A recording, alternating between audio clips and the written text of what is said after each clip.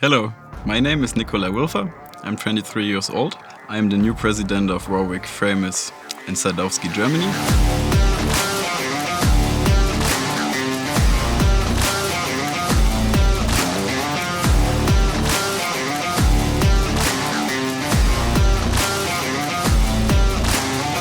My dad passed me over the company a couple of months ago. Already as a child, my dream was to be working in the company of my dad and my family one day. Already as a child, my dad took me and my sister every Sunday into the company, and my sister and myself were playing around the facility, and we've been spending a lot of time here.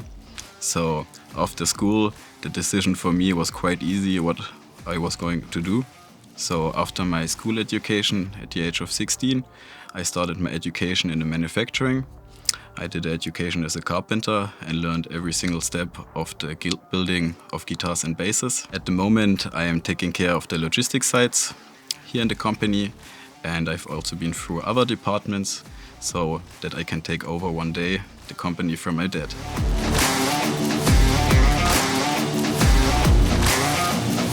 To be able to talk about the history of Warwick, we need to travel back in time much more than the history of Warwick itself. So everything started in 1946 with my granddad, Fred WILFER, who founded the company Famous Stands for Fränkische Musikinstrumentenerzeugnisse. After the war, my granddad immigrated from Czech Republic to Germany, and he was one of the first persons who was able to open up a company at the time, because not a lot of people were allowed straight after the war, because you had to be proven that you don't have anything to do with the right wing in Germany. So in 1946 he founded the company Famous. Famous was at the time one of the largest music making companies in the world. They were doing all kinds of instruments, from violins, guitars, basses, drums, and also cabinets, so amps. But in 1974, after the first real oil crisis, and also there was more pressure from instruments coming from Far East, the company of my granddad went bankrupt.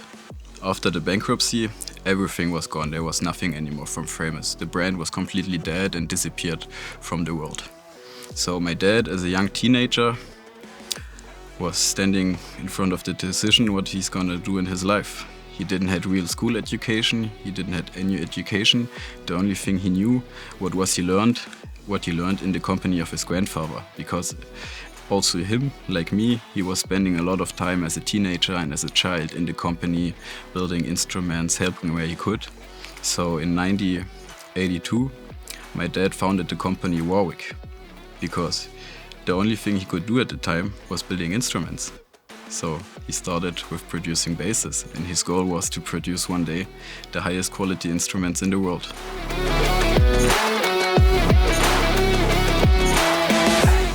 So the first real model, what my dad was doing, and our own design, was the Nobby Meidel bass, in collaboration with Nobby Meidel. After that, he started with the streamer shape in 1984. At the beginning, it was a collaboration with Stuart Spector, so it was pretty much Spector copies.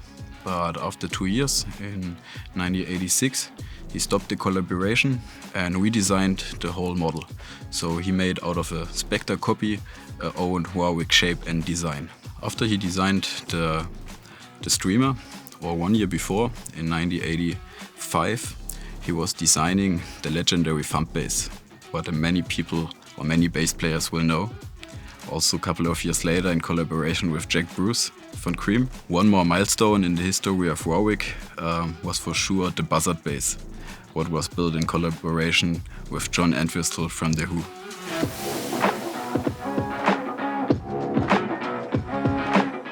When we are creating new limited editions, we have long discussions with our whole team here, brainstorming, gathering ideas. We always try to make something special and unique for our Warwick or Sadowsky customers or collectors. So it's a lot of discussion with our team, talking about specs and woods, and then we decide what we're gonna do.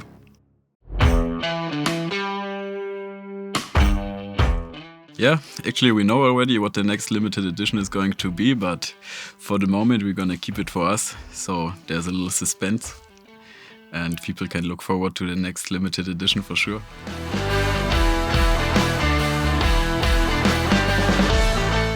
When my dad started building instruments, he was the first in the industry using Wenji wood.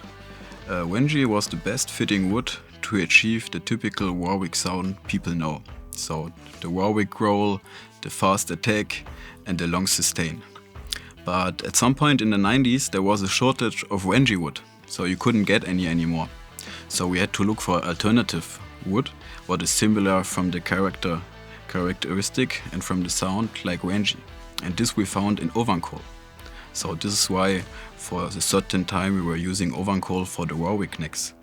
Today, for the master build instruments, we only use Wenji wood for the necks and for the fretboards. And for a more affordable line, the German Pro series, we use Ovankol wood.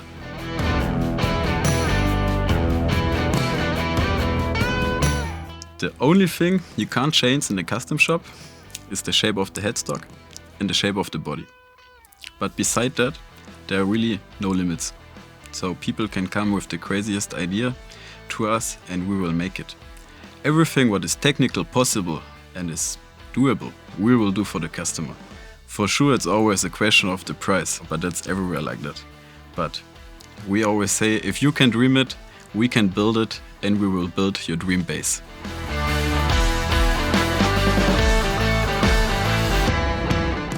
That's a good one. There were a lot of crazy custom bases we've done in the past years with crazy finishes or LEDs or even with a built-in smoke machine.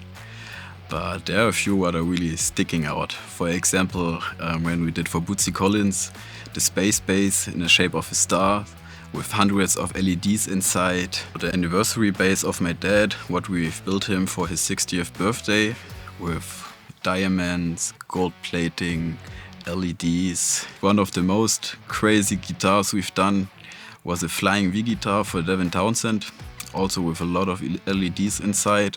It was not the normal length of a Flying V, there was metal extensions at the wings. In the wings there was built-in smoke machine, so out of the wings there was smoke shooting out. The smoke was illuminated with LEDs and lasers. So this was a freaking cool instrument. This was so big. We also had to make a custom case in our workshop here because there was no case fitting it. You should check it out on YouTube. You can find videos there with the smoke and everything. It's really cool.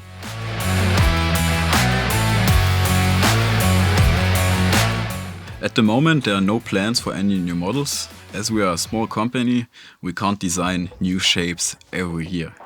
But also if you look to our website and all the shapes we are offering, there are already more than 10 shapes you can choose from for a base.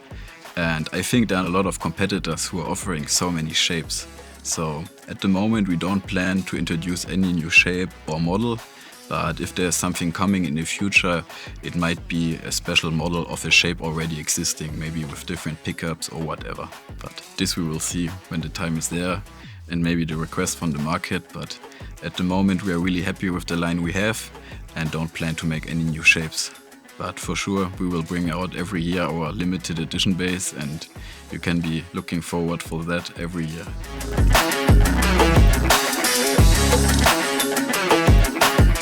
The most significant collaboration for us is the collaboration with Roger Sadowsky, what we started in 2019, and we took over the production and the global distribution for Sadowsky bases and products.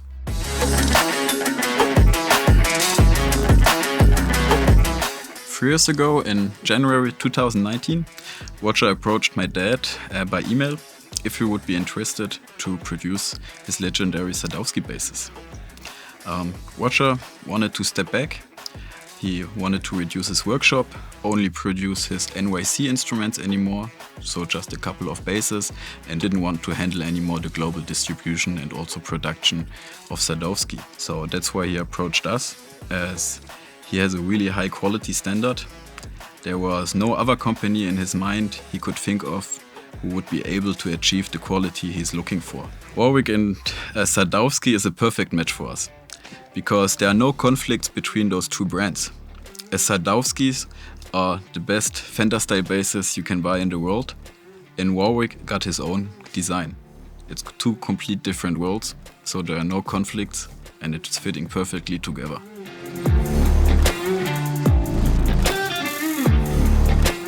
So most of you will laugh now. I don't play actively bass. As a teenager, I've been learning the bass and I know how to play bass, but I don't play actively. As after a 10 or 12 hours day, sometimes I get the occasion to jam on stage with artists or something like this. So for example, when we used to do the bass camps, I always have some artist friends who teach me some songs and we learned them, and then we were performing 2-3 songs on stage, and this I was always enjoying. I know how to play bass and I'm not a complete amateur, I would say.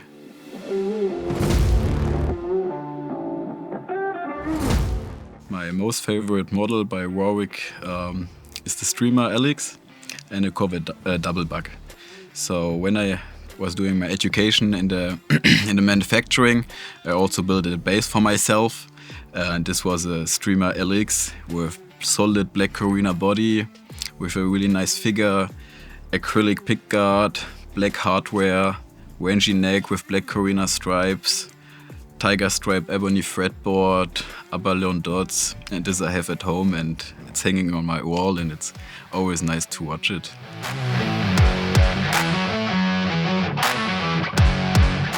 Saving our planet is really important for us here at Warwick Famous and Sadowsky. We were investing in the past 10-15 years already a lot of money into technologies to make our company as efficient as possible and as environmentally friendly as possible.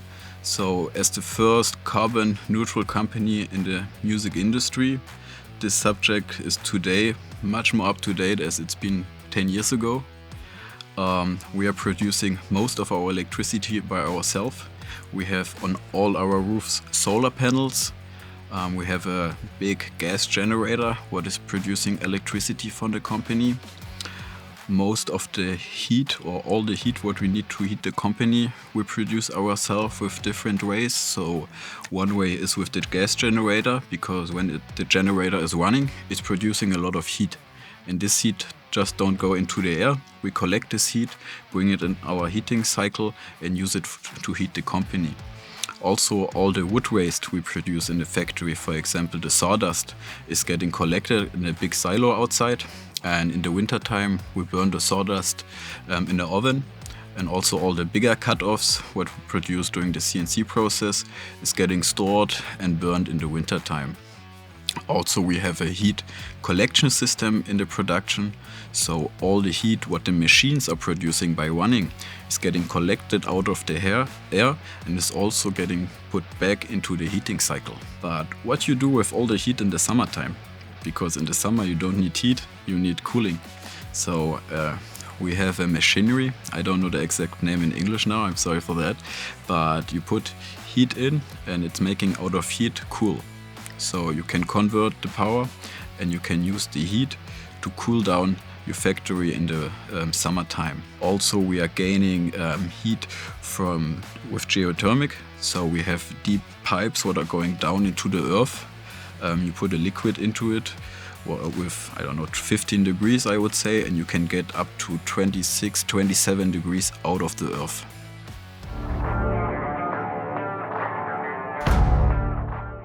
It was really a pleasure. I hope everybody will appreciate this video and I was able to give you a deeper look into the history of Warwick and of my family.